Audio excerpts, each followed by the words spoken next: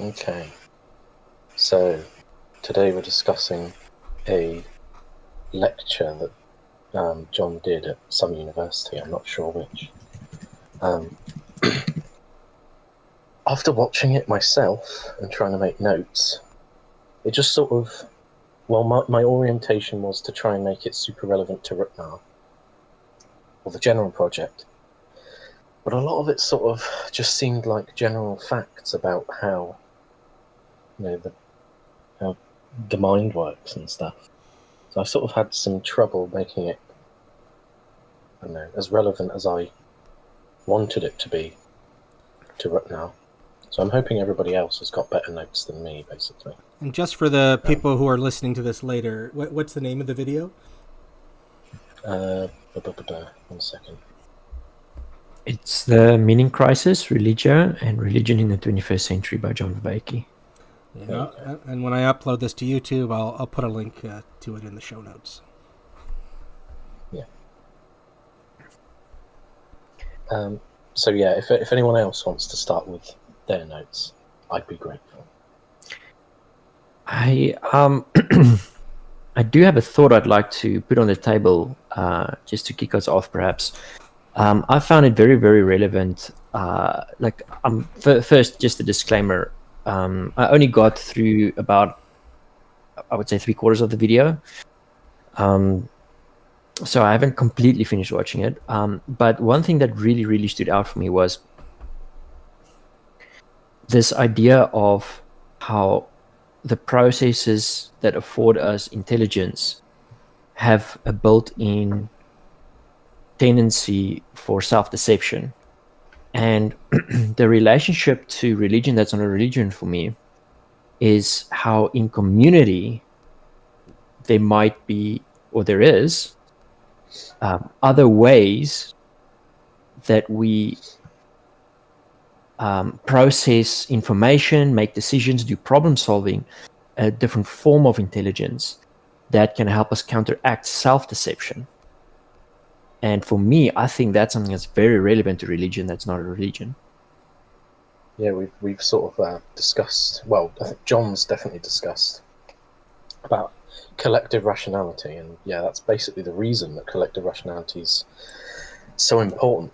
Well, one of the main reasons. It's because, we're all biased, but all of our biases aren't the same.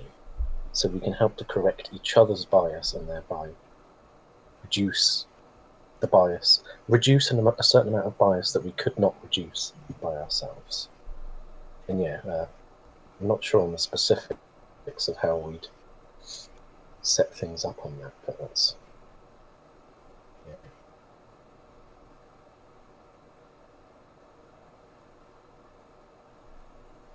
In, I think it was the 13th episode of the Awakening from the Meaning Crisis videos, he talked about reciprocal narrowing and the opposite, reciprocal opening, as being the path to enlightenment, as talked about by the Buddha. So I guess it's kind of relevant to RTNAR in that the reciprocal narrowing is what we're trying to avoid or prevent.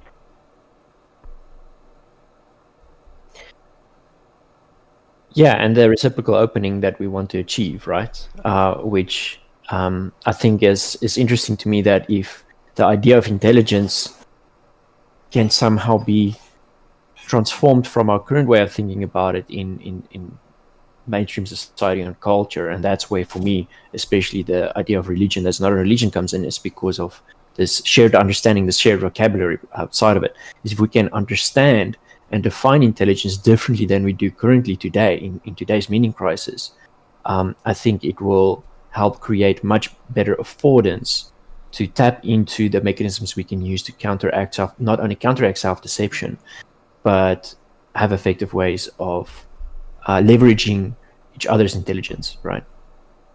Or the collective intelligence, or collective rationality, I guess you could say. But more than that, for me, it's rationality is maybe a partner of intelligence or a component of it, but it has a relationship with intelligence, but it's not intelligence itself in a way. Yeah, I like the definition where rationality is where your intelligence is how you learn, and then when your intelligence is learning about your intelligence to improve itself, that's rationality.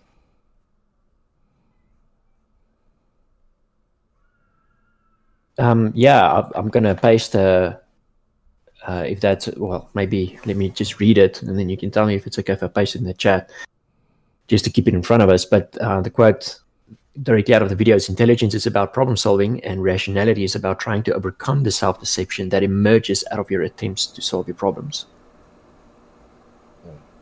Oh yeah, I don't think I wrote this down, but I thought of the phrase that I feel like puts that. It reveals what I sort of just said, which was so.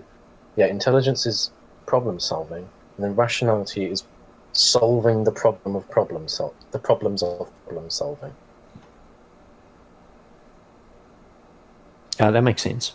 Yeah.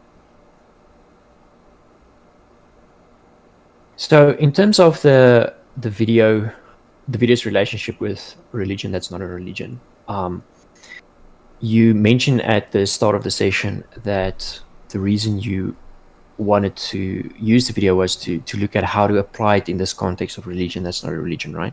Can you elaborate a little bit more of it, of what your intuition was about the value? Oh, so are you sort of asking me why I picked this video? Yeah.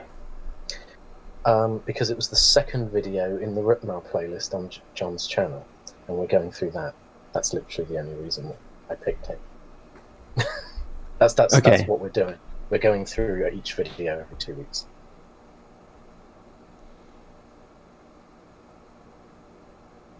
Okay.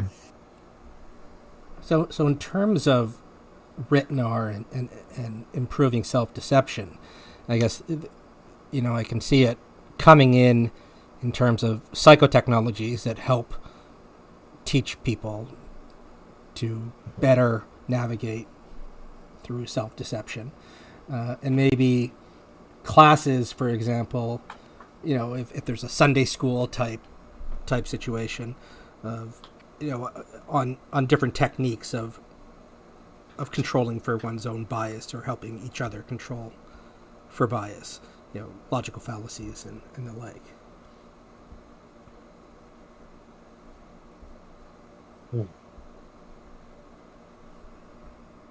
Can I jump in here, guys? Of course. Thank you. I'm picking up a bit on the bias side, which was mentioned earlier. Sorry, there's a few threads going. Got to be quick, but my understanding from looking at John's cognitive science course on the YouTube channel is that bias is, from the science point of view, linked to heuristics. Yeah.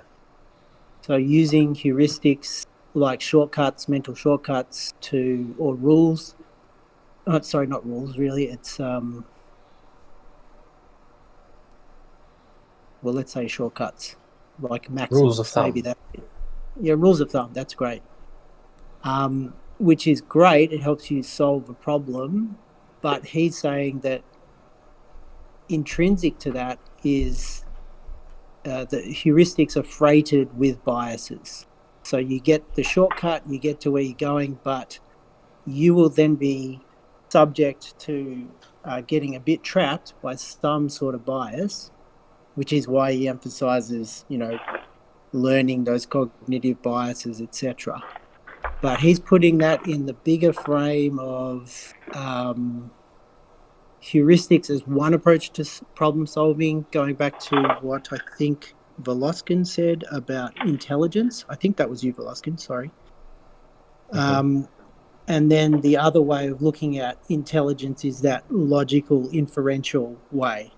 So he seems to have those two big categories and plays them off against each other, and then something else emerges in between, which he's calling relevance realization, and that's intelligence. Sorry, I'm being a bit general, guys, but hopefully that's adding something. You definitely added something, because you've basically elucidated one of, well, maybe the main way in which like the things that make us intelligent also make us foolish. Like Right. that it just is how it works probably most of the time, I'd say. Yeah, that's interesting. Right, so we're subject as people to a whole slew of cognitive biases, and these cognitive biases are pretty well baked in.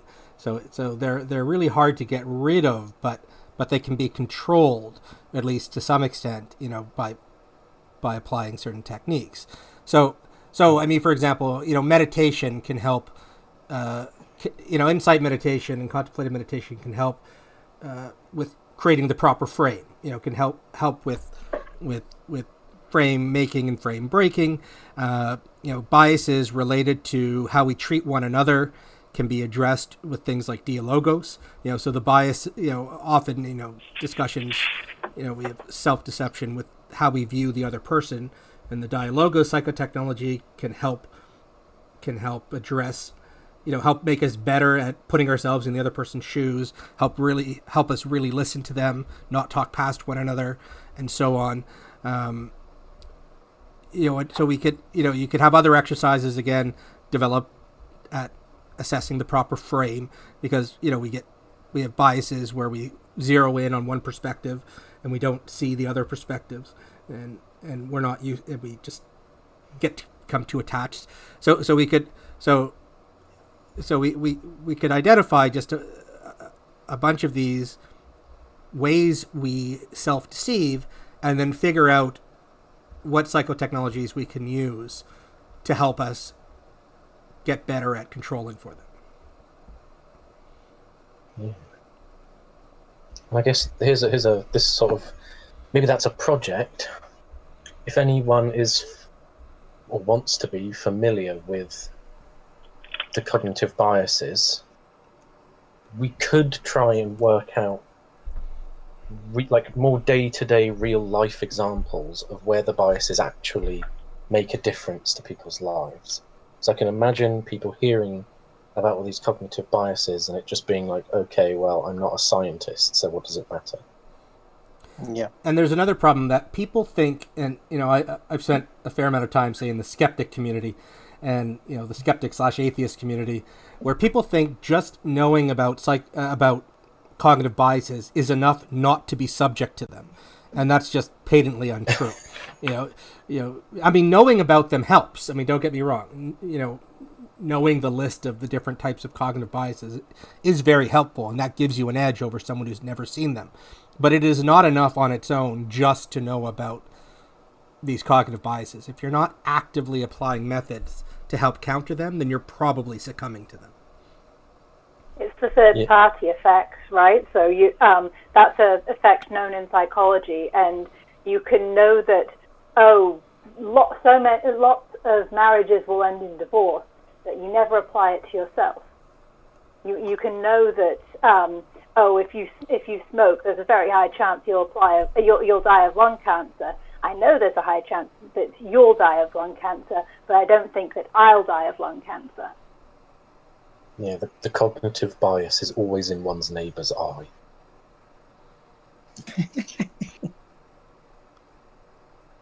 Yeah, so it's called the third party effect, and it's basically other people are subject to this, but I'm not, because I know about it.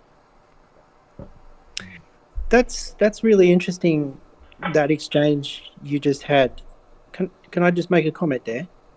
Mm-hmm. The reason is because, is it Shivirani? Yes. Hi. The reason it's interesting is while you and Voloskin were interacting, I was reading through the cognitive bias book that John's got us doing in the Sanger. Mm-hmm. And it sort of strikes a midpoint between what we've been talking about in that I don't find the cognitive biases very wet. I find them a bit dry. And so as I'm sort of doing the discipline, I find myself translating the dryness with a maxim again. So let me just give you an example. in this book. Okay, it's called Cognitive Biases, a Pocket Reference Book. And I just saw Voloskin doing just what I was doing. So there's this one called loss aversion. And they have a sentence. Loss aversion is the brain's tendency to prefer avoiding losses as compared to receiving gains. That is the stronger effect of loss on emotions versus gain. And I just wrote a note. That's the glass half empty. So do you see it as half empty or half full? And I think Voloskin was doing a bit of a reference to Jesus before. Is that right? Yeah. So it seems as though to bridge the gap, going to Brett's point, cognitive biases are actually proverbs, maxims. Anyway. Well, I think what you're saying is we can use the psychotechnology that we've been just doing through the wisdom of Hypatia of coming up with maxims and memorizing them to choose maxims around the cognitive biases to help keep them in mind, because that is an important part of controlling for biases is being able to identify them and keep them in mind. So coming up with pithy statements to help you remember to look out for these biases in your own and others' thinking would be a helpful psychotechnology, or an application of the. Is it Epicurean? I'm forgetting which one it's related to, but it's part of what we're doing now. Yes, it's Epicurus maxims. So you remember how John was saying the Epicureans carved the maxims into their houses and stuck them onto their cups like a post-it note almost? Right. So this is one way that psychotechnology can be applied to cognitive biases. Yes, I think so. I mean, I don't walk around saying, "Oh, I'm doing the anchoring bias right now." Right, I see psychotechnologies as a huge part of RTNAR. Like, so that's I think that's a major focus. That has to be a major focus in any kind of RTNAR discussion on these type of things, is what psychotechnologies can we bring to that task. And this is what Manuel and Mark have been working on this as well, in terms of classifying these psychotechnologies into different things that they can afford. So I personally use maxims and the such as a heuristic psychotechnology in my day-to-day life. I've developed a system of a principled structure of like categorical concepts that I've reduced to simple phrases that I can relate to any circumstance I'm in, but are context specific to emphasize certain circumstance. And the very first one is, I am the only problem that I've ever had. And I use that as my foundational entry into any moment of problem formulation, because I'm grounding it upon what I consider to be two basic components of being alive. And that is what John highlights as the having mode and the being mode, or the becoming mode. Both of these are processes of problem formulation, goal orientation, operations, functions, etc., that in my recognition of I am the only problem I've ever had, I'm recognizing that merely the fact of me being alive necessitates problem in my life. That all of life is in effect some semblance of tool or problem. And so I don't want to go on too far into the details of the specificity. I just wanted to bring up that I personally use that to great effect, and I think it's very effective. Great. That's a good way to avoid self-deception, Fire Logic. Yeah, it's helped me quite a bit, actually. Because the blame finger takes away accountability, and accountability takes away self-control, self-empowerment, capacity to respond to stimulus in an effective way. And that's kept me, yes, very honest in a sense. It does tie back into Voloskin too, which is how he was saying the Jesus quote. What is it? It's like you see the splintering your neighbour's eye, but do not Yes. see the log in Yes. your own, or whatever. Yes, Mhm. that's brilliant. And so that's a bit what FireLogic's doing there. Absolutely. And I just believe it's very important for just any individual to find a relationship with what could be considered general truths of this nature, because it's just a one-stage filter to anxiety and distress in the moment, as long as they have a relationship with it, so to speak, and they can invoke it and have an effect, which is a practice.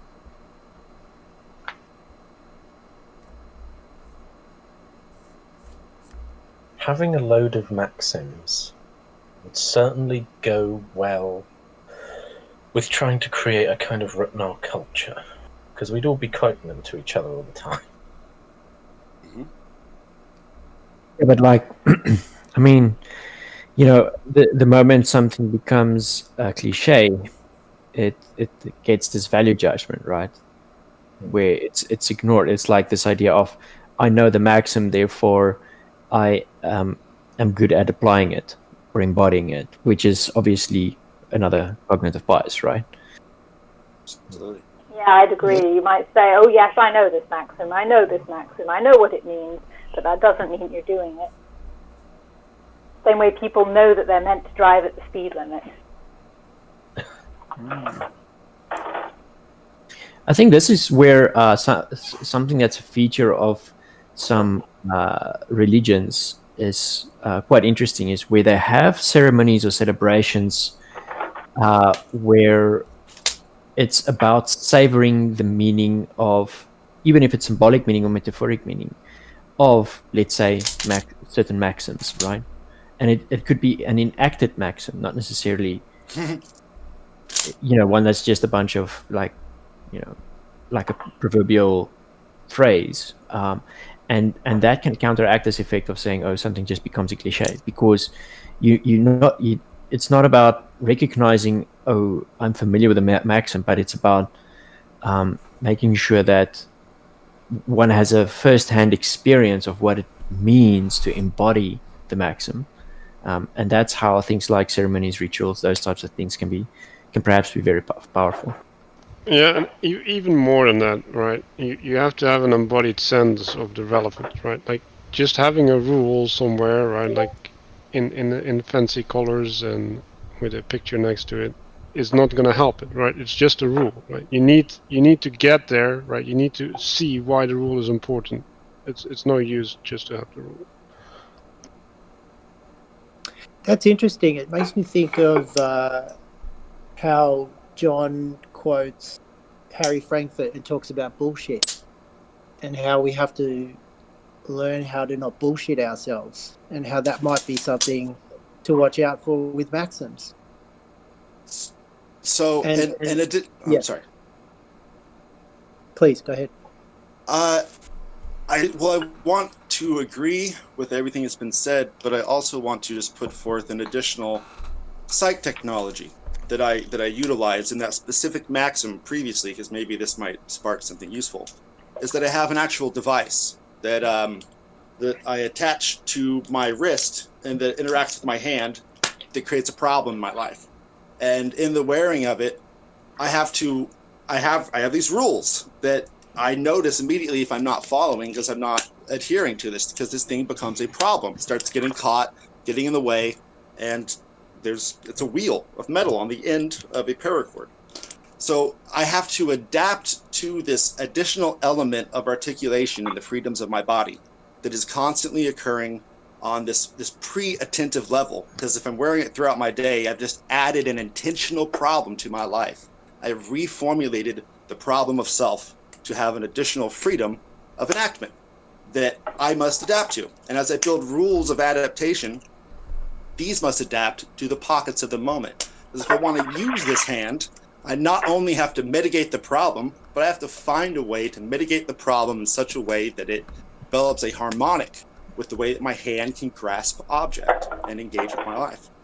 So I guess my point here is kind of in the ecology of practice point of view, which I believe is very religion that's not a religion oriented, is that all of these approaches must be constant in a certain sense to address what John is referencing by self-deception and relevance realization and insight.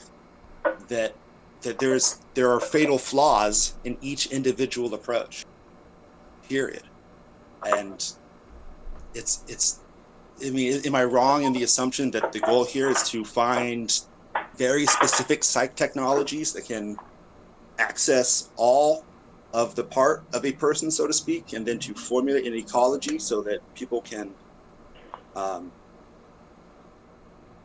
get at all the parts they can't even see, so to speak, in communal expression?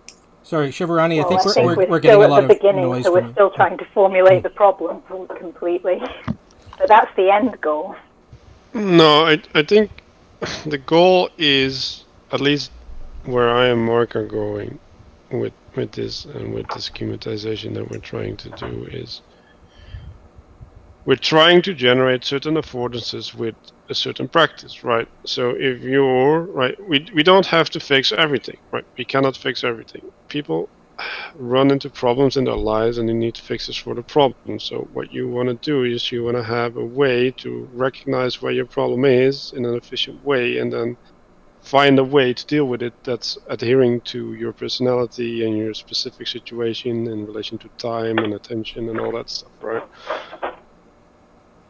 That's where I'm going, at least. We want to fix the problem of self, then, so to speak, the intrinsic problems that impede our decision-making process and our developmental growth. No, perennial. We don't want to fix anything. We want to give people the opportunity to fix themselves. We want to give them the tools that they need to grow as people, basically. No, okay, so the fix is the wrong term. But the goal here is still to provide means of resolution, which in and of itself is a resolution of a problem. Yeah, sort of. Struan, I think, used the right word. We're trying to. We've got a load of perennial problems. We're trying to cope with them. Like, we're trying to be better. But the word, people have a problem with the word fix, I think, because it's got this very discrete sense of, oh, I fixed it now and that's it. But that I concur. I concur. It was a poor term for the certain. No, it's no problem. It's just yeah, that's why people might object. Yeah, and coping by contrast suggests a more ongoing thing. Yeah, and I think John is dead set against that from what I've understood. I think he even, in a very knowing way, talks about being against, quote, the final solution. So this way... I prefer the term... I prefer the term resolution myself. I think the point is going into the whole four ways of knowing that it's a very propositional way of looking at things if you say, I'm going to fix it. Whereas if we went down to the other end, it's a much more participatory way of looking at it by saying, I'm in a process of addressing it. And we really want to break out of that. It's an important distinction. Yes, we're not saying come to us and we'll fix your problems. We're not fixing your problems. What we're saying is come to us and we will teach you strategies that you can use to deal with your problems in everyday life, to find meaning in your life. Yes, tools of use are being offered. So we're not solving problems, we're solving the problem of problem solving, basically. Which is essentially my original point about that it's still the same thing. Like, in the end, when you get down to that, but it's decentralized specificity. Sorry, Shivarani, we're getting a lot of background noise from you. Yeah. Right at this point, like I said, I think we're still doing a lot of work on defining, okay, what problems are we looking at solving? So that's why we've got the list of the perennial problems and perennial needs, and I think we've got someone working on a list of drives and motivations as well. Is that right? I think that's Manas. Mm-hmm. We're talking about the values. Yeah. Now, are those things that you can extract from this video we just watched? Very specific. Or Those things semi-specific, specifically, sort of. no. Semi-specific, Those things from rather. that video, no. Okay. If you have a So- look in the... Well, say non-linearly then, just in the way that self-deception can cascade into more specific problem that's relevant to the values. Which were Okay, what I would say there, at least from my thinking so far in working on the values, is the problem is that of what they discussed in the video of heuristics with that risk of bias, right?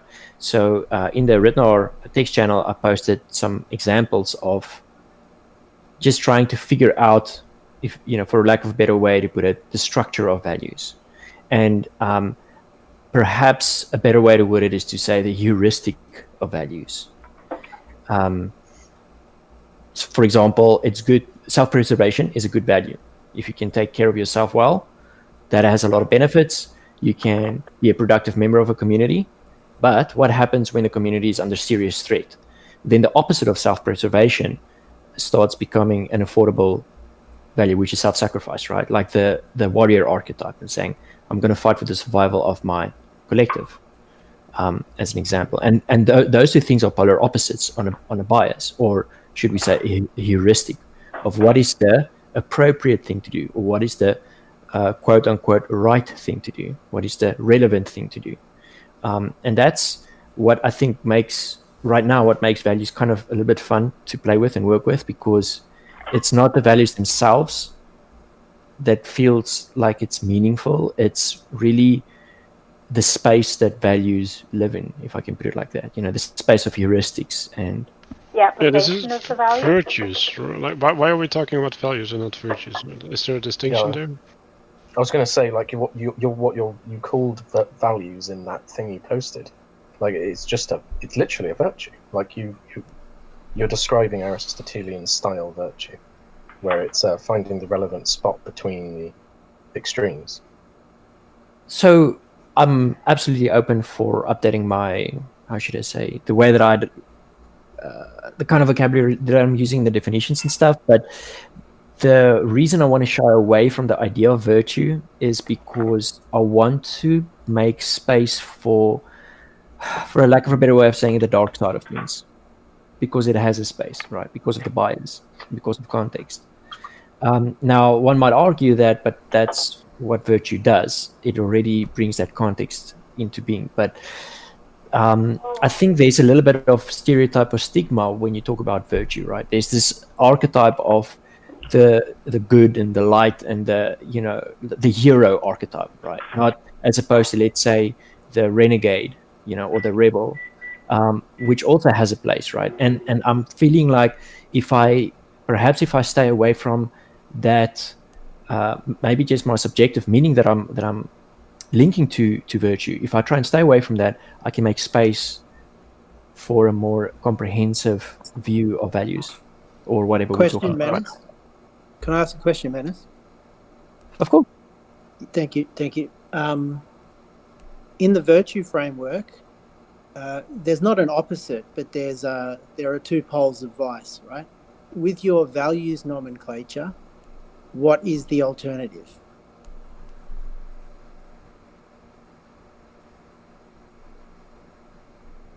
I think that's where I probably need to update my vocabulary and do some more homework and research. I literally jumped into this completely blind. So I really appreciate the feedback of saying this, I should probably look at the model of virtues instead. Well, I'll agree that values is different than virtues, because sometimes the things you value aren't necessarily a virtue. So if I value time spent alone, that's not a virtue. It's something I value, and it's something that I'll spend effort to get, but it's not necessarily a good value. Well, spending time alone could be a virtue if you're an astronomer. Yeah, but it's not. It's not a. Everyone can. It's not a virtue in and of itself. No, It's yeah, a thing with value, but it's not. It's not intrinsically. What it sounds to me like what Manus is trying to get at is that a value can be good or bad, but a virtue just implies that it's good. Yeah, And exactly. so talking about values is a good way to actually look at this. Big pardon? Virtues can all be bad also. Yeah. Yeah, so The word has a connotation, values. a positive connotation to it, which a value doesn't.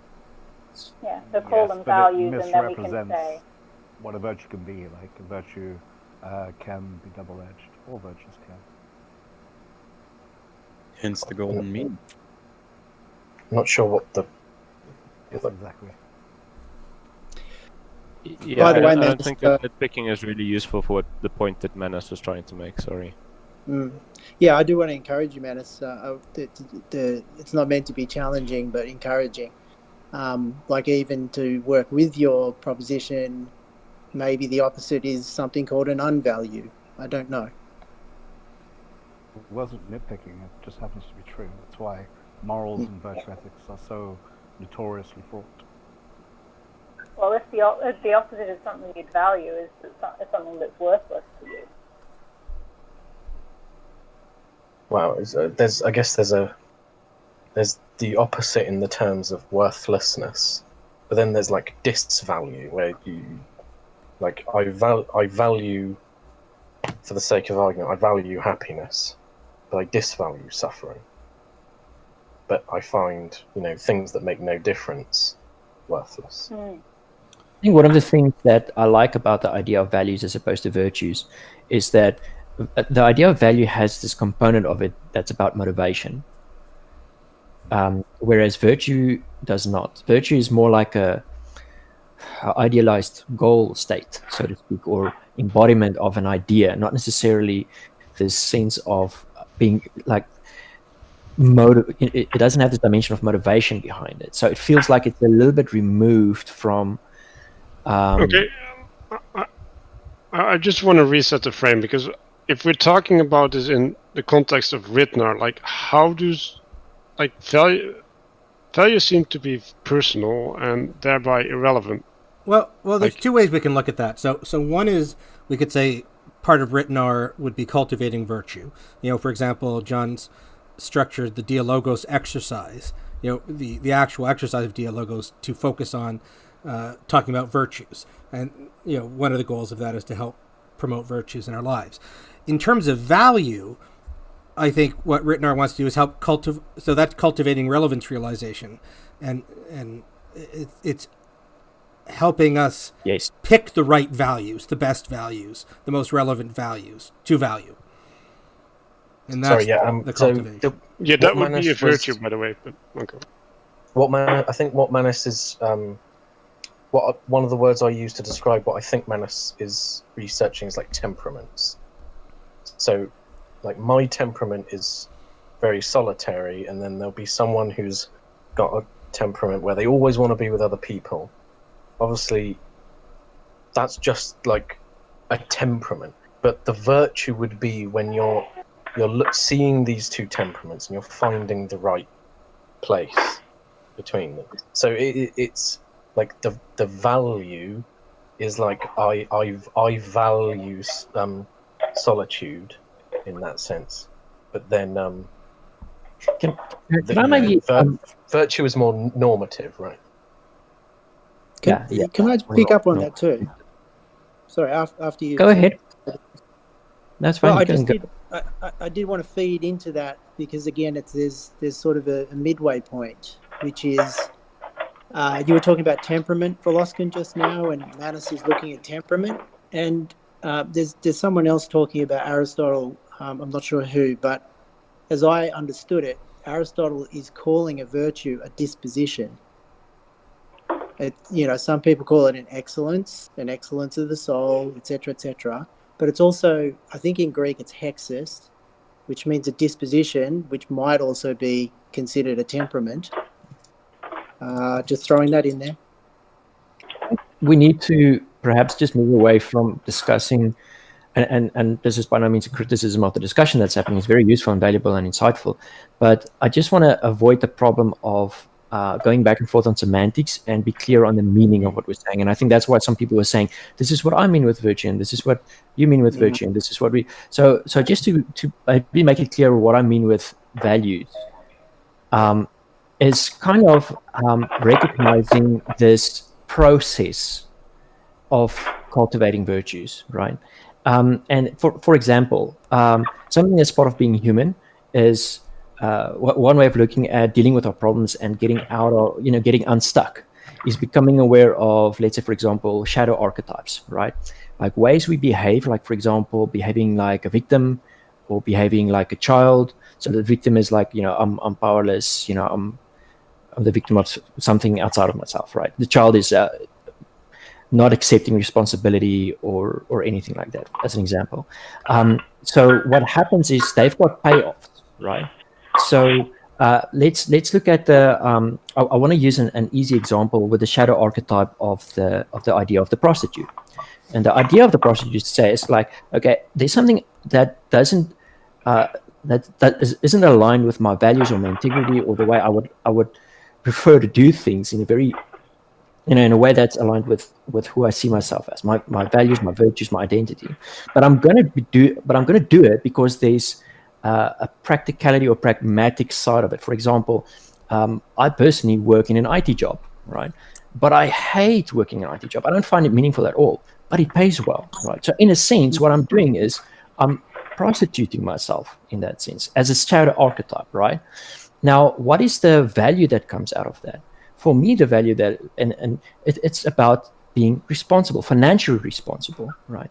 But now, if I want to get unstuck and I want to go to the next level and say, I want to make a living out by living out of integrity with what I really do deeply care about and am passionate about, that's the next step. So what the idea of values does in this sense, it helps me build a story from where I'm stuck to where I'm going and builds empathy. So when two people are having a conversation with each other, it can help create that transformation, that process. And for me, that's what I mean with, or that's my goal with trying to stick around this world and this semantics of values as opposed to others.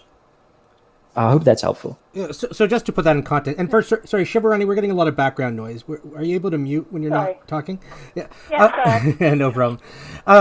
So just to put into the context of RTNAR, I think what we should be focusing on is, okay, we have that process there that you just described.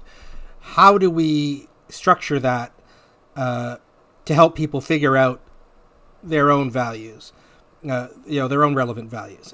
Like what I guess I want to hear from you guys, but I think we want to keep this conversation in the frame of what do we want to integrate into RTNAR? What do we see as possibly being a part of RTNAR, rather than getting into the individual examples of positive virtues and values and so on. Can I ask a meta level question and point to the present moment and ask what everyone's values are in the present moment in the attempt to create this discussion and further the religion that's not a religion?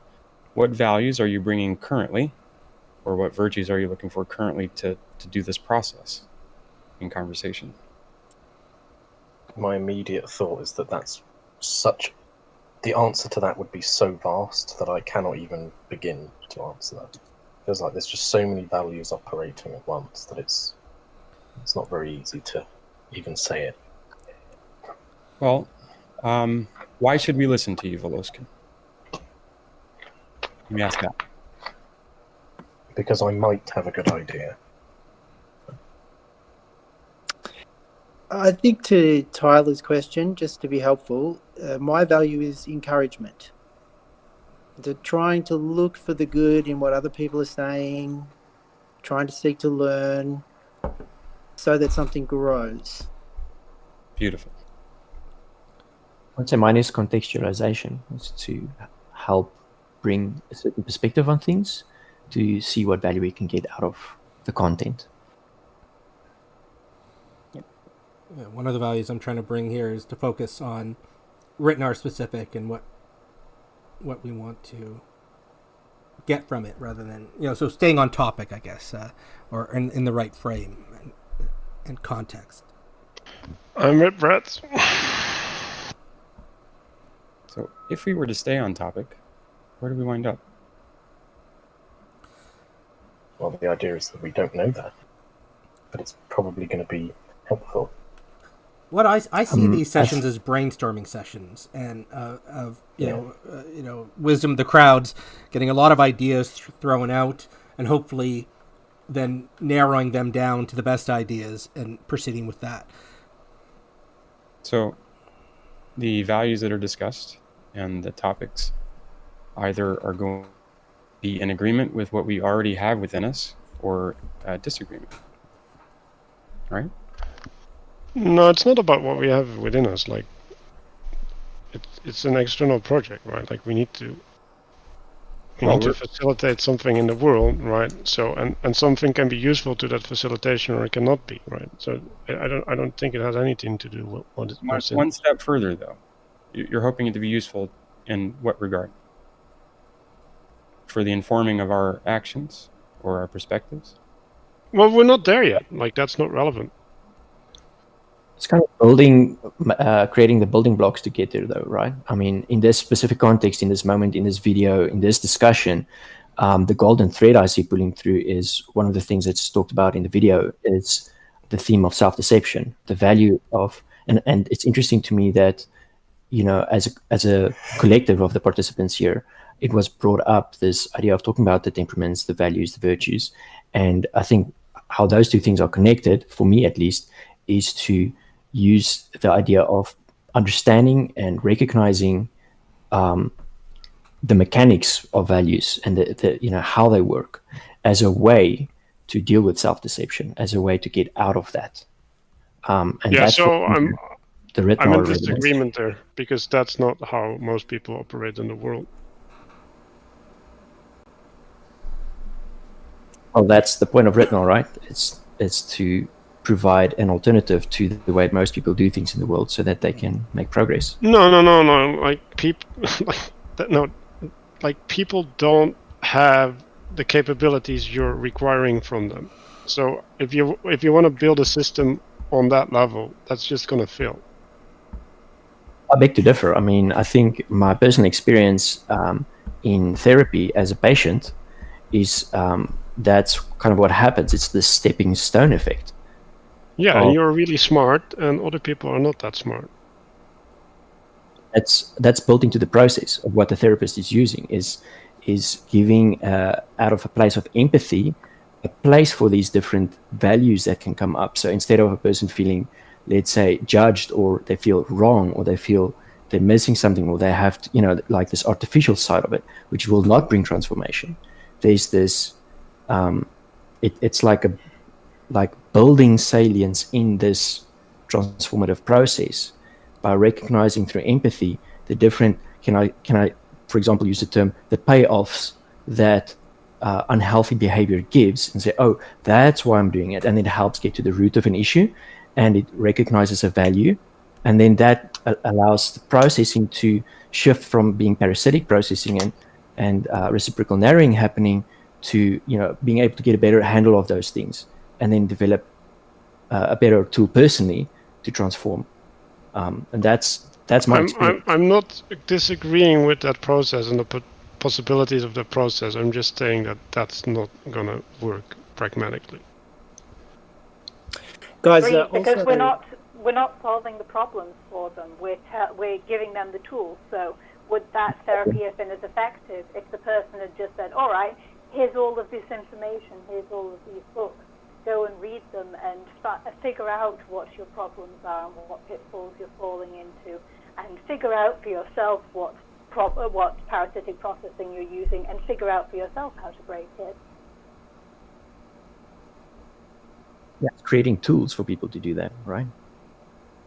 That won't happen. People don't do that. I think while we're doing RTNAR. Yeah, I just want to say that I think that perhaps we've got a too narrow a view on RTNAR here, because the the idea that we're solving problems or trying to cope with problems and everything, or trying to build a toolkit to cope with problems, it's all great, but I'm not hearing any communitas in any of that. And if RTNAR isn't affording communitas, then I don't see what good it's going to do. And so I think at least something of what Manus is talking about there will have to come into the RTNAR project if it's going to be able to build communitas. Or remember, we haven't been talking about. We haven't been doing RTNAR writ large here. We've been talking about, like, there was some specific things that came out of that video, such as reducing self-deception, controlling for bias. So that's sort of, and cultivating virtue. That's why I think the focus has been on tools for that rather than communitas, which is, maybe there are elements of that in communitas, but I think we've been talking about a bit of a narrow focus here. I'm just saying, and fair enough, but just because you're talking about the video doesn't mean that we can just ignore everything that RTNAR is supposed to achieve and then shoot down good ideas and say that they're bad because they're not dealing with this little one aspect that we're trying to deal with because of the video. That's my point. Oh, no, sure. I was just saying it's not a fault that we're narrowing in on these tools right now, because I think that's what's most relevant to the issues that we've been talking about. I don't have a problem with any of that, and I applaud it. As I said, I'm just saying that, like, the criticism that Manus is receiving there isn't justified because I'm not hearing anything about the communitas, and we shouldn't overlook that when we're talking about, well, what are we trying to do with RTNAR? Like, what are we trying to value when we come into the RTNAR discussion? Because, as I say, communitas is definitely one of my values. For sure. Yes, and in the spirit of that, Struan or Strawn? I prefer Struan. Thanks, Struan. In the spirit of that, being completely open, I don't know what I think about religion that is not a religion. I'm a rookie.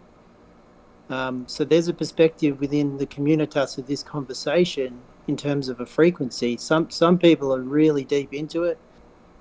I'm just interested, don't know exactly where I stand. So there's an open space as well. There is something there as well. Thank you for sharing that.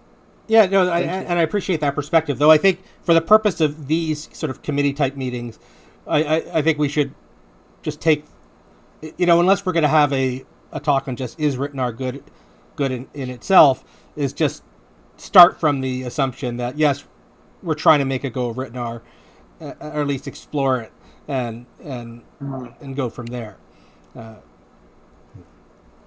Yeah, totally.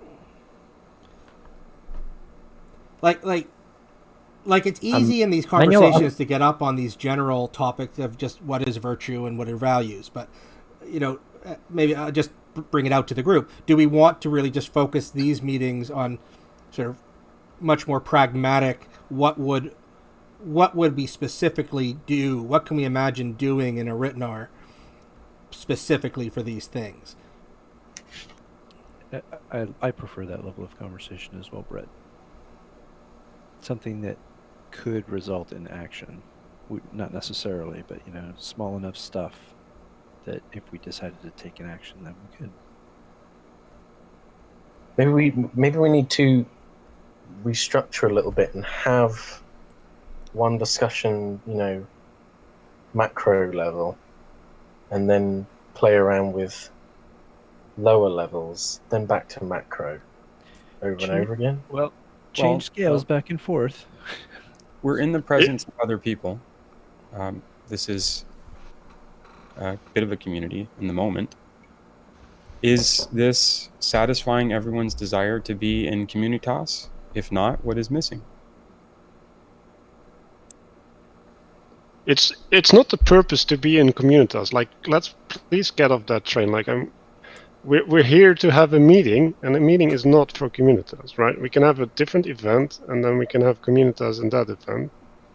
Like, or rather, like, this meeting itself is not communitas, though we can talk about how in RTNAR we would cultivate communitas, right? So sure, right, yeah, that's a different topic. Yes, I agree. Well, that's what I was talking about, not the latter, not the former. Right. I think in general, any kind of stated goal for this meeting would have helped me. This is my first time, and I enjoy being able to listen and participate, but I'm not quite sure how yet. Well, the proposal that I was going to make is that if we're going to watch a video every other week, then the discussions in the in-between weeks can be the more general ones, and then we can try and use the religion that's not a religion videos on a weekly basis to try and pick out more specific things that we can then comb over to collect for the more general conversation. Well, by general, do you mean less focused or like overarching? Yeah, well, I mean, people are trying to figure out now, how do we approach RTNAR? How do we talk about RTNAR? What should be on the agenda? How do we arrange this? All of those kinds of questions. So presumably, if we have that conversation over a long period of time, we'll start to make progress, right? And that'll start to form up RTNAR in a more general sense, or at least we'll get an idea of how we want to work together to accomplish that. And so if we have that general discussion, and then we have every other week we have the videos, then we can use the videos as we can kind of mine the whatever Viveki said to use as inspiration for the more general conversation. Then we've got the high level and the low level, or the detailed level and the general level, kind of playing together with each other in a way that I think could work. So I just want to make a suggestion, right? Like if people want to like focus on one specific part, then they can just choose to meet up, right? They can make an event and they can invite people. So I encourage people to do that. And it is good to get that knowledge back into a bigger group at specific points. So I'm in total agreement there. Yeah, I was thinking on a similar line. Sorry, that we have the committee, and then we could have subcommittees, subgroups within the committees who are working on specific projects, and then they can come back and report to the larger committee, and people can be part of as many subgroups as they want, but we could have focused projects. Are there agenda items? Well, that's Does anyone listen to the agenda items? I mean, what we're doing is we'll come up with a project that we may wish to have done. Usually, I assume mostly that'll happen in these discussions, and then someone can step up if they're interested to take it on, and then so this week is a video week, and then next week is like a homework week, where we bring back what we've sort of thought about and researched on our little self-taken project. I have just a general question. I mean, is it safe to assume to everyone that it's everybody's goal to create RTNAR and promote it and have it live in the world? Is that the shared purpose of everybody on the call? Not for me, to be honest. Yeah. It's certainly the goal of the RTNAR interested people. Yeah, it may not be the goal of everybody in here, but that's why I was sort of saying, for the purposes of these meetings, it should be the assumed goal. And again, I think under the assumption that we have no idea if it'll work or not, but I think the people here believe the people who really want to get involved in this believe it's a worthwhile project and want to give it as good a shot as it can of working. So I think that's sort of that should be the motif or the motivation, the primary assumption that we just start from for these particular meetings.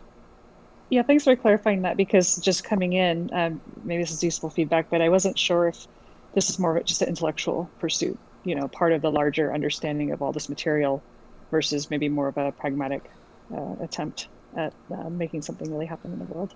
And I think we can have meetings, we can have discussions like you've just discussed, like, hey, what's the point of RTNAR? Is it a good idea? But I think that's separate from this type of thing. The other thing we can do, and this is what I've been thinking of, is maybe appointing a chair of this committee and other committees that we're starting to form, and the chair can maybe work with the people and take advice, and then create an agenda each week for these meetings, so it can have sort of a specific focus. What do you guys think of that idea? I'd like to answer by steel manning, two things quickly, if you might allow me. My understanding is that the agenda for today's meeting was to discuss, to make notes from the video and to see what we can get out of that for maybe working projects or, you know, sharing insights of what we got out of the video. That was for me very clear. And I also want to steel man, I think it was Joel that mentioned about just the intellectual discussion versus maybe practical things later on. And just to make sure, Joel, if I understand correctly, asking about not just, let's say, figuring stuff out and understanding it, but also creating something, doing something that's applicable, that's actionable. Is that my understanding of the question you were asking? In other words, let's say if we develop a tool that's useful for people, that would be a practical, as opposed to only intellectual discussion.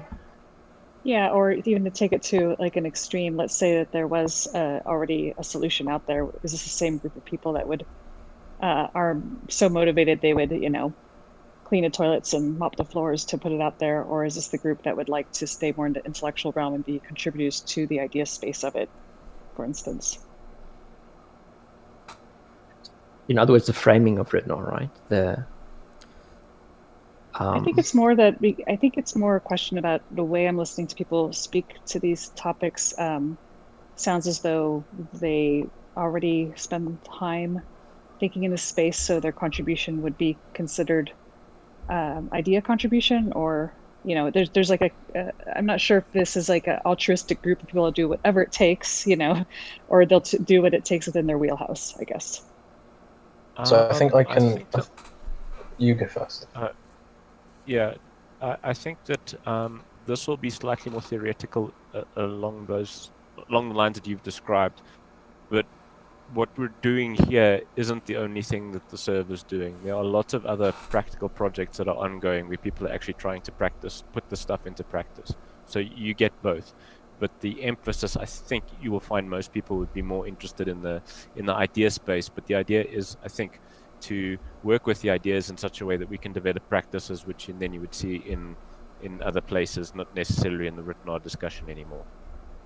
Yeah, so I think I want to sort of we can orient everyone who's here and interested. So we determined in the first discussion that we were having troubles with RTNAR. So we had the voice discussion, right? And we determined that problem formulation was the most important thing we need to do. And so that's what John has said himself. So what we're doing is meeting up to try and, I guess for now, is to determine what perennial problems or problems we're actually trying to solve. Like, what's the purpose of RTNAR exactly? And that seems like an inherently kind of intellectual endeavor, I suppose. So that's we're setting up this sort of very general framework, and we're kind of building down into what's going to be a bit more practical. That helps a lot. So I think that there's a principle here I'm identifying, that is that there won't be like an orchestration of existing tools and technologies that emerge into RTNAR. The idea is that there's some first principles that need to be kind of pushed down to create an emergent RTNAR from those almost ab initio creation of this thing. Well, I mean, honestly, I'd like to... Go ahead. Sorry, Brett, to interrupt.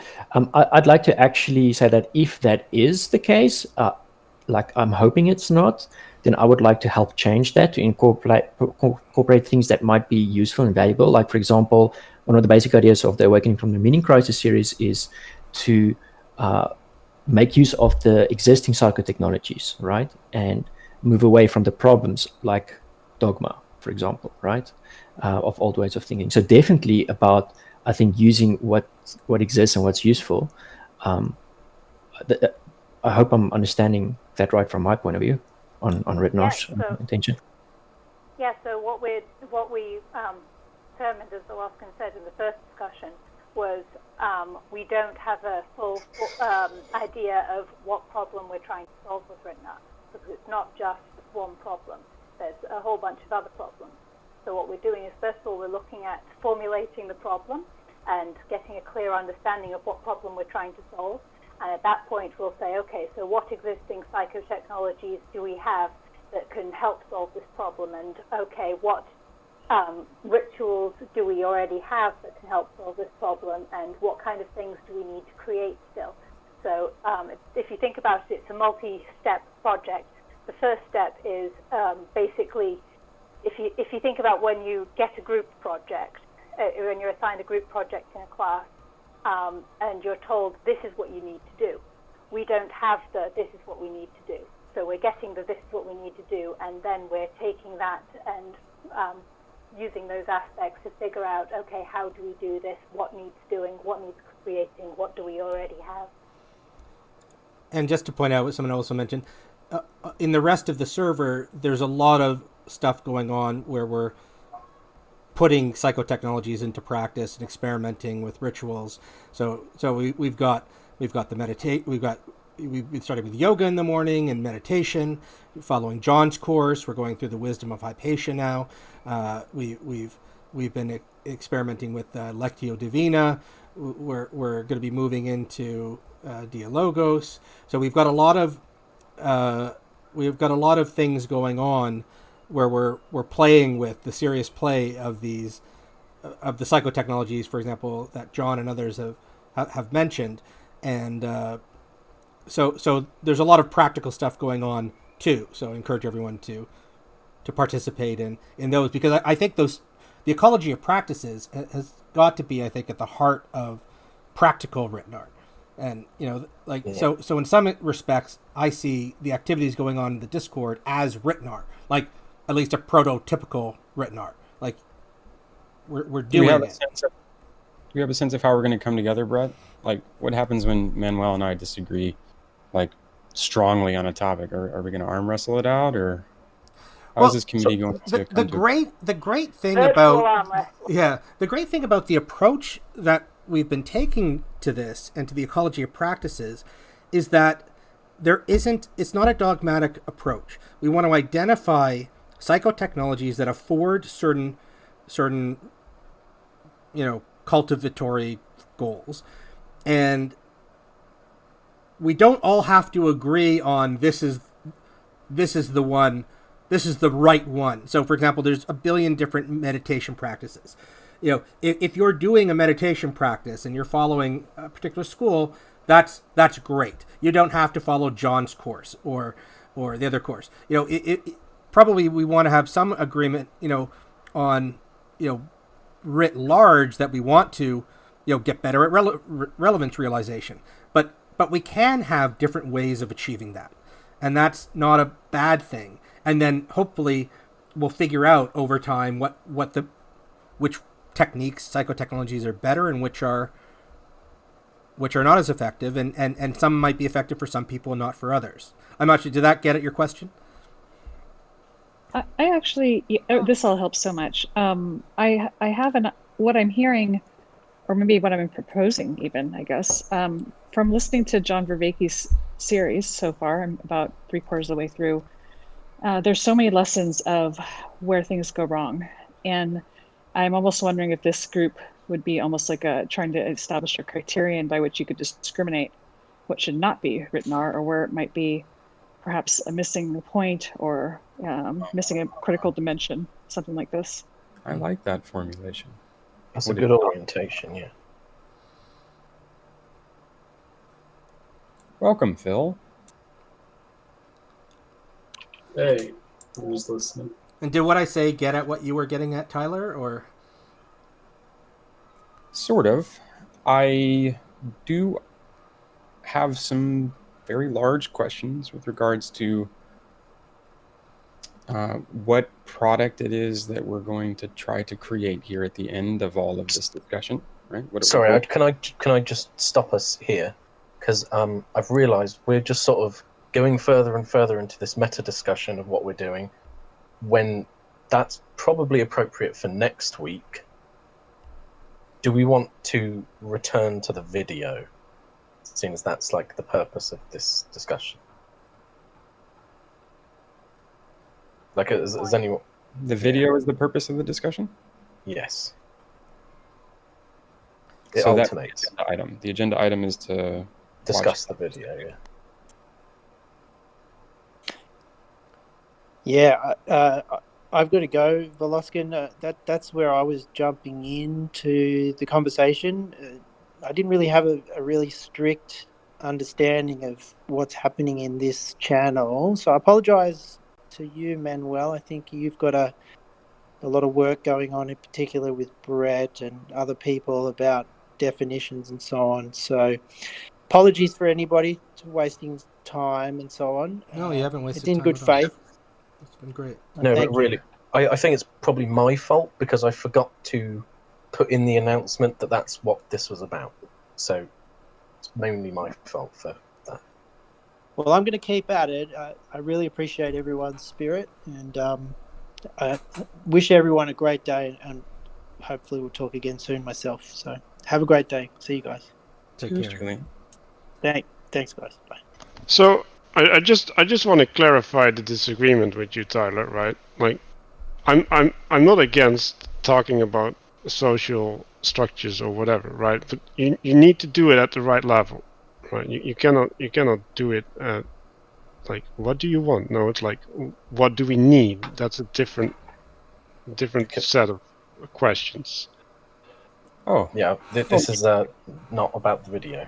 So can we? Yeah, sure. Right. I just wanted to clear up. Okay. So I'm just gonna put us back on. I'm gonna put us back on track myself.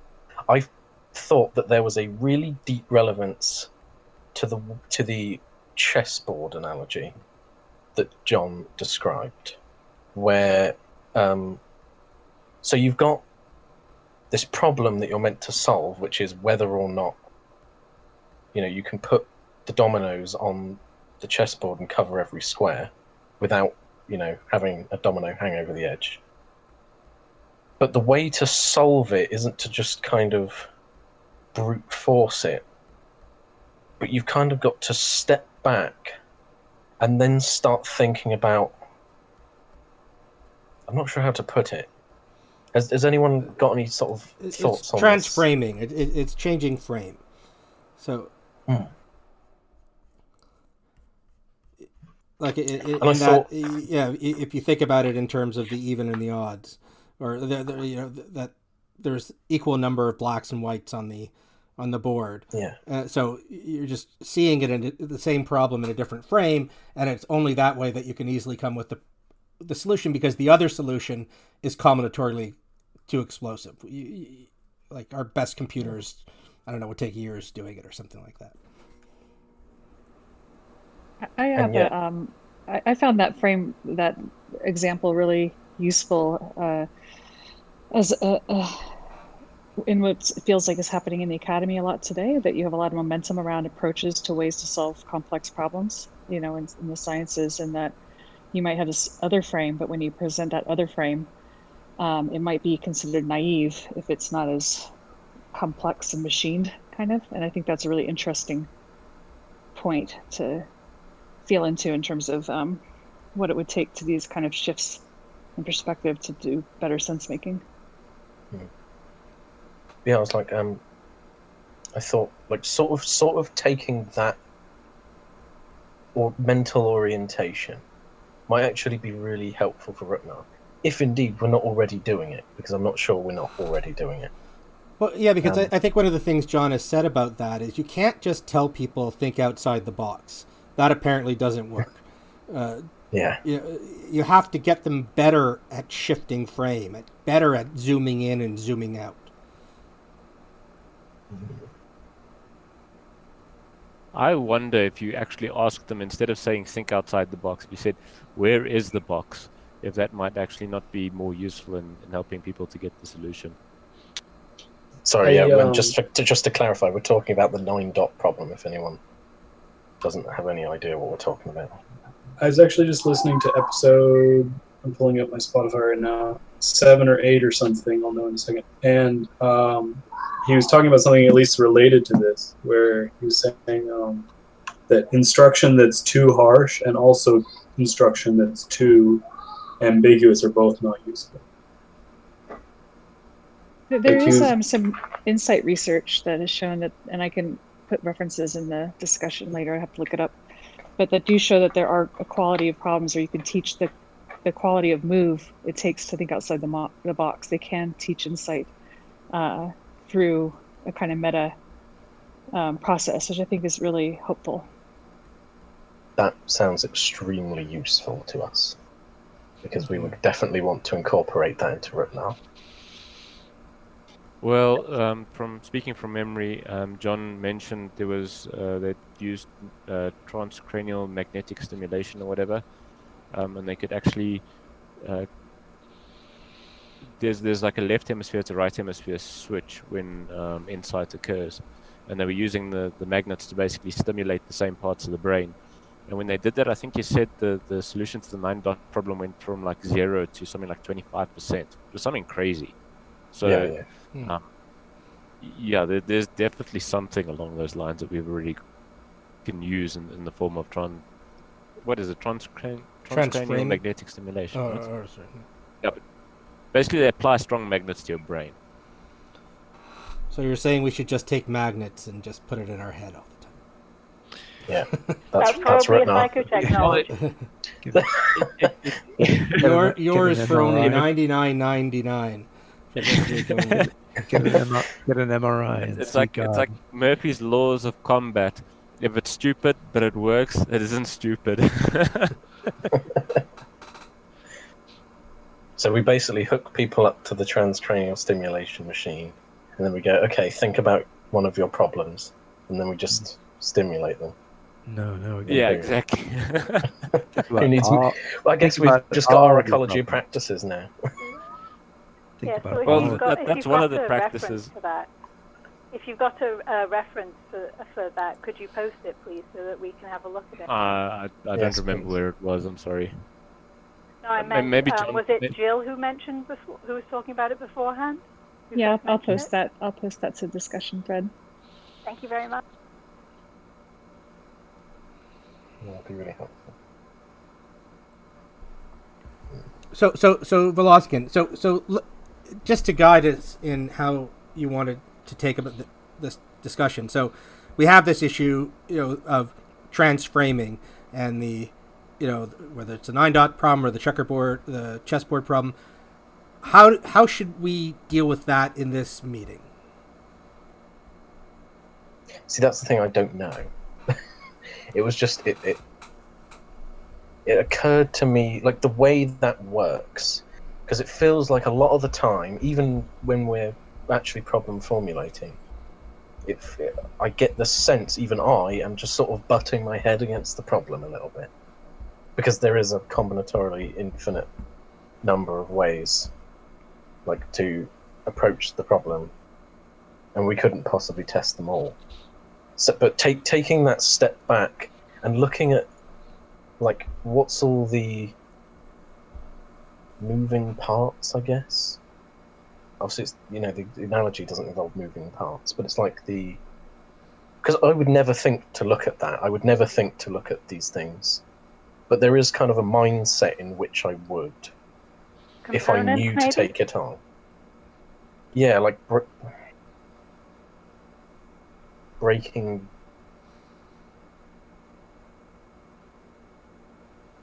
Because that pattern of every domino covers a black and a white square, that doesn't appear relevant at first. I think that the important part to this is to bring out the algorithmic thinking, and if you could, to me, there's like a felt sense of algorithmic thinking. If I imagine doing that problem myself that way, versus the different, almost mind muscle I would sense into, where I was trying to find an insight to a different way to solve it. But it's the issue that we're zeroing in on, that getting better at breaking frame and finding the relevant frame is something we want to cultivate with RTNAR. Is that what our goal right now, just for this meeting? Just identifying that as the issue? No, I was just sort of raising that idea. Yeah. So I would assert as a rule in the conversation, right, where you first have to justify the relevance of your frame before you can adopt it.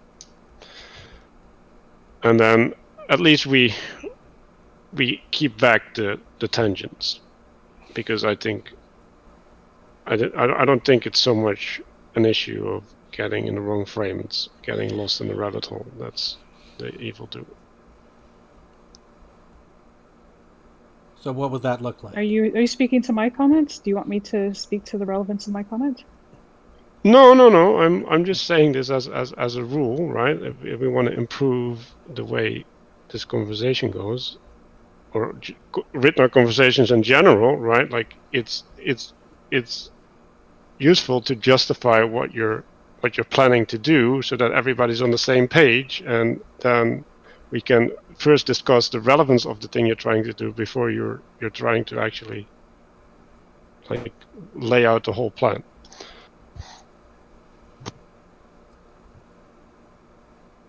I'm not opposed to that in principle. I think some people may balk at speaking if they have to give that type of justification. So it's a pro and con situation there. Do it if you can. Like, do it if you can, I suppose. Yeah, I don't want to bar people from introducing their ideas, but it's like an intention more so than an setting the intention. Yeah. Well, what is your intention or framing for that statement, Manuel? Well, so what I see in this conversation, right? There's a lot of hobbling about from left to right, and what I want to do is be productive, right? We want to have a sense that we accomplished something here, and that we have all learned something, and that therefore you need optimization. And this is, I think, a way to have fruitful optimization. Do you think that everyone is making the same assessment as yourself with regards to the value of the conversation? Well, I think he's proposing I think he's proposing that as a value we should adopt for the conversation, and he's putting that on the table. No. I mean, I'm asking him directly about his assessment of the overall productivity. It seems. I mean, I'm willing to grant that. I didn't make an assessment. I said I made a proposal for an optimization, and I'm saying that things can be better. And if someone is going to disagree with that, then yeah, I don't even know how to respond to that. You'd have to allow for disagreement, right? I mean, I'm not for closing on disagreement. And I also said it's an intention setting thing. It's not an absolute rule, because absolute rules suck. Sure. So I would say if you're optimizing for insight,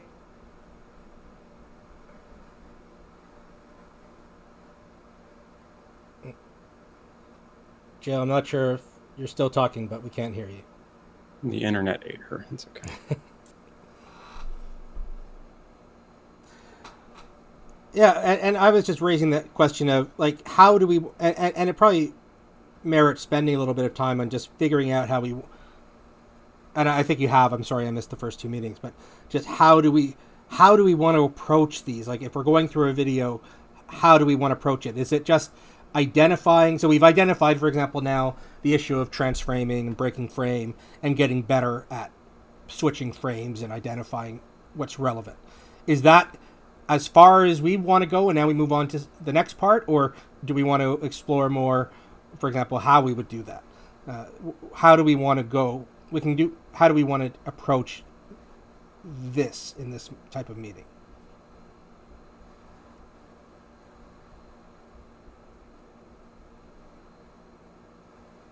I guess so my suggestion. All right. My suggestion would be start off by talking about the video and talking about specific salient points, and then trying to tie those points back to RTNAR and tying them into, okay, how does this relate to this part of the project? How does it relate to that part of the project? And then if there are any new projects that arise based on the video and based on the discussion, then looking for, okay, is this part of another existing project, or is this a new project, and if so, who's willing to take it on? That's basically the idea. Yeah, what I was going to say was that I think everybody will have their own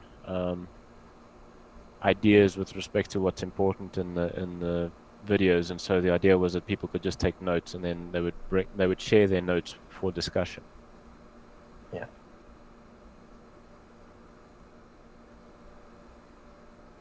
But what exactly the note sharing was supposed to achieve, I guess that wasn't considered. Well, so the idea was that we share notes. We're all going to notice different information. By sharing, we're probably going to, get a better, more full sense of what the video can offer. And then because we've recorded it, we can then take notes and make it more permanent on paper, and then put it in the RTNAR document or something.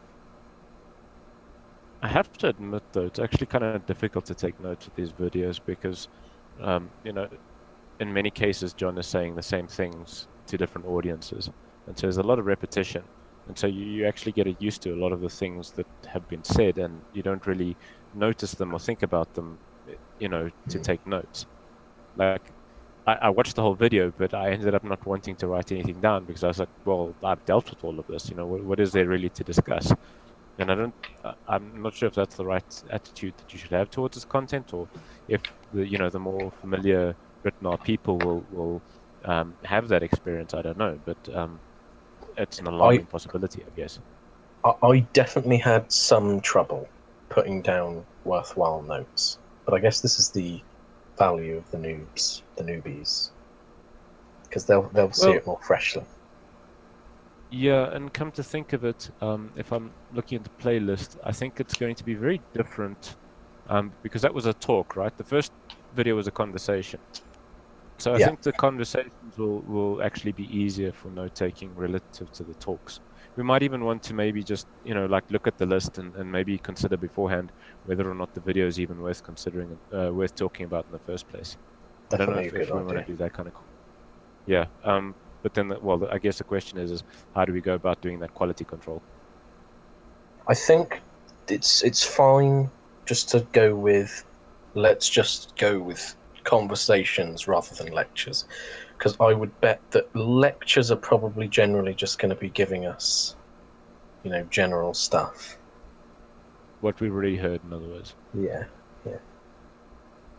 I think that's a reasonable rule of thumb. Anybody else got some ideas?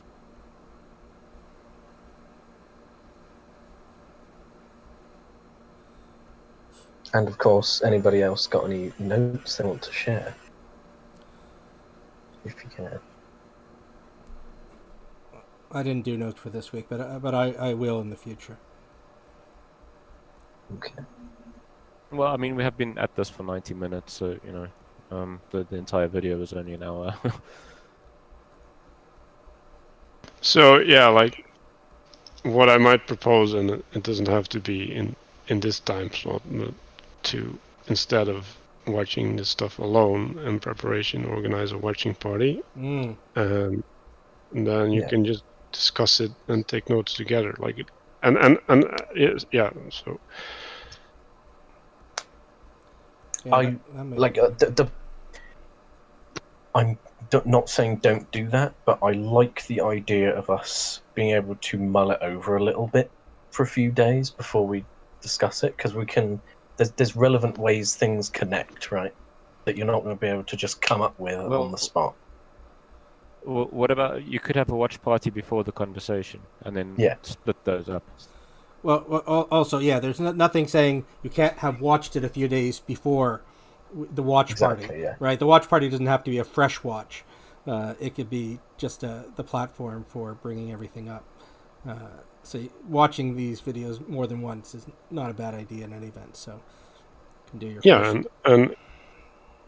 And you can have all the talk, right? Like getting up to date on what's going on around it, right? You can pause the video and discuss things in between. All that stuff is possible, and then we can segregate certain types of conversation to that, and then have the meeting actually be a meeting, because I think that's really important.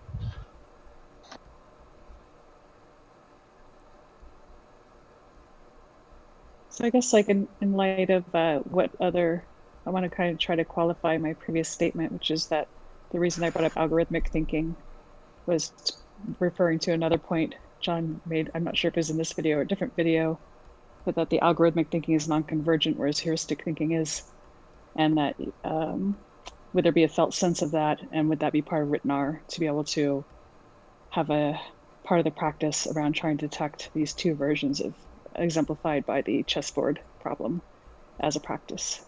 So on that point, I've been working on a system with Mark, and yeah, I think that system is based on that distinction specifically, and we're gonna use that in order to evaluate the ecology of practices. So yeah, I think that's a really important distinction. Oh yeah, just want to get this in. I don't think I would actually be able to do a watch party, because sometimes the sheer number of people in the call alone can break my internet. And I've noticed when I'm watching a stream or I've got like webcams on, that just guarantees that it will break down. So if we did that, then I literally wouldn't be able to come anymore. Meaning, even if you're not the one doing the this video, you can't watch any stream where we're watching somebody else's? As far as I know, no.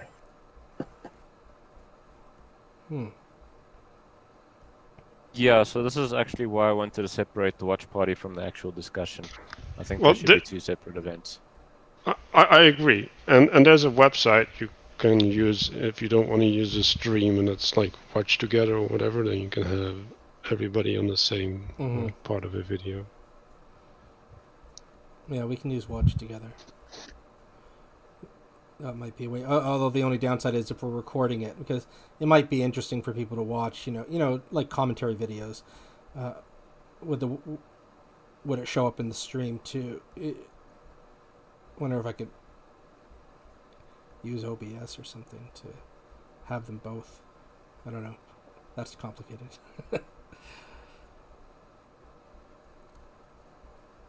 We don't have to put it on YouTube, but yeah, it'd be nice.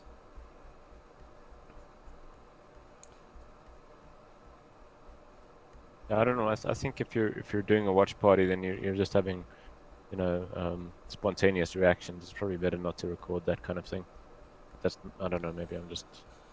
Well, I think people often like watching commentary videos, and like the advantage for a third party, someone just watching it on YouTube, is they get the advantage of seeing the video part and then seeing the commentary too. So it can be. I don't know. It might be worth experimenting with to see if people like those videos in terms of spreading what we're doing. Well, I mean, there's no reason that you couldn't have like a RTNAR watch party that just does that anyway. Yeah, it doesn't have to be mandatory, right? Like it's just a way to make community, and like if you want to watch it on your own, that's fine. If you want to watch it together, that's great as well, right? Like it's just more options, more ways to engage, and I think that's always good. Yeah, the only objection is just replacing this format with that. That's the only problem. No, I think it was the idea was in addition. Yeah. I'm happy with an addition.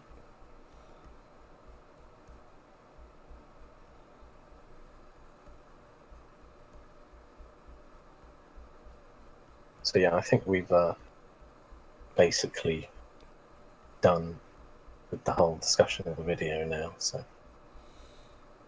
recording can stop. All right. Well, thanks everyone. So I will stop it now.